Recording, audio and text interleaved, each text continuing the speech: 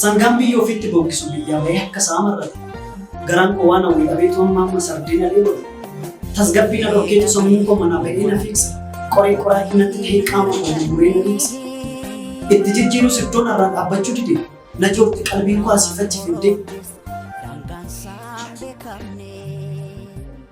Kan ittiin dhaadhatu dhabeetu garaan koo olgalee taa'e mana hadda na baasa gindoo yaadaa qobaatti tumee na dhaabe. Gammachuu lagadheen qobummaa filadhe madhaa koo dhokseen ofuma qulqulfadhe. Gamatti na aggaamee harki koo na hanqate kaayyoo koo irraa karaa dafee miilli na gabaabbate. Fagaadhee deemuuf manaa ba'een ture otoon tiradhuu didee haamileen na kutute. Qalbiin na cabeen wallaansa dhabe meerree isa dhaqee kanan dura harkaan qabe. Guuttadheera jedheen harkaan aboote qilleensa ta'e kanan dhabee achi buute. Otoon si eeggadhu akka ija kootii lafa kamna xeessa seentee. Kunuunsituu koo boruute jedhee tan si ol kaawwadhe maaliif na buustareen waadaa yoo manyaadhe. Dachaa qaxxaamuree gaara baheen dhufe harroomaa dhabee abdiin koo kufe lalisaan koo firii dhabee gogee coofite qorri rukutee irratti na jala roobe hongee. Facaafadheen qalbii kun waan gaggaarii maaf dhufee gogsaree irra buusee duumessa hurrii.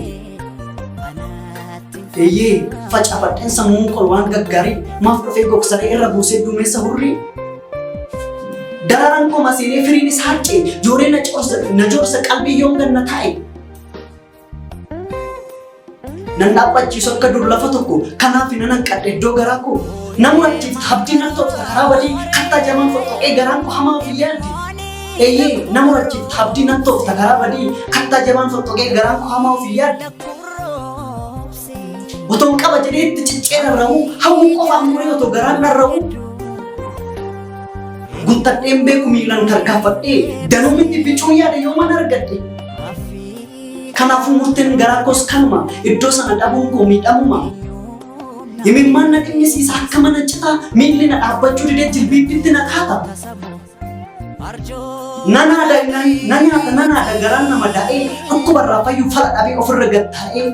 Eeyyee nanaadha garaan nama daa'ee dhukkubarraa fayyuu fala dhabee ofirra gattaa'ee.